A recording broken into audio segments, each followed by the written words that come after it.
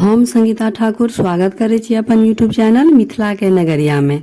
आइ के एही वीडियो में निर्जला व्रतक कथा सुनाब।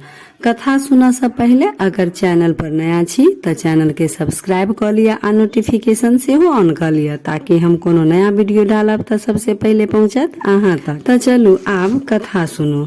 पांडव पुत्र भीम व्यास जी से कहे छथिन, पितामह भ्राता युधिष्ठिर, माता कुंती, द्रौपदी, अर्जुन, नकुल आ सहदेव सब केओ एकादशी के व्रत करे छथि आ हमरो व्रत करे लेल कहे छथि। परंतु पितामह हम हुनका सबके कहि देने छियनि जे हमरा सब पूजा पाठ दान पुण्य करा लिया, लेकिन हमरा सब व्रत कैल नहीं हैत। व्यास जी कहलखिन, भीम मनुष्य के सब एकादशी जरूर करे के चाही। मोक्ष के प्राप्ति लेल भगवान विष्णु के कृपा प्राप्त करनाई बहुत जरूरी है। ताहि से अहू के साल के सब एकादशी करे के चाही। एकादशी के दिन अन्न ग्रहण नहीं करे के चाही। भीम कहे छथिन, साल के सब एकादशी हम नहीं क सकै छी, कियाकि हमरा भूख बर्दाश्त नहीं होइए। हाँ, कोनो एकटा एकादशी हम क सकै छी। तब व्यास जी कहलखिन, ज्येष्ठ मास के इजोरिया पखक एकादशी निर्जला एकादशी कहाइ अछि।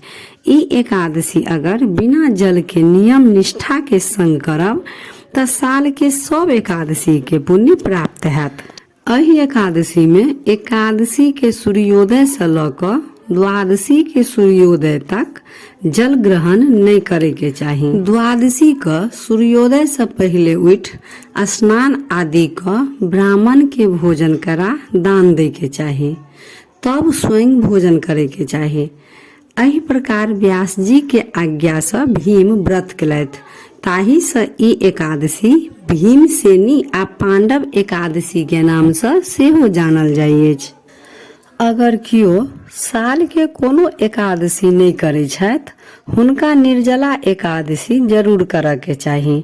निर्जला एकादशी के व्रत से मनुष्य के हर पाप नष्ट भ मोक्ष के प्राप्ति होई अछि। तो यह रहा निर्जला व्रतक कथा। कथा सुन कमेंट में ओम नमो भगवते वासुदेवाय जरूर लिखब। आ वीडियो नीक लागल तो लाइक शेयर सब्सक्राइब क के मैथिली भाषा के सपोर्ट जरूर करब। तब फेर उपस्थित होइ छी एकटा नया वीडियो के संग। ताबे तक जय मिथिला, जय मैथिली।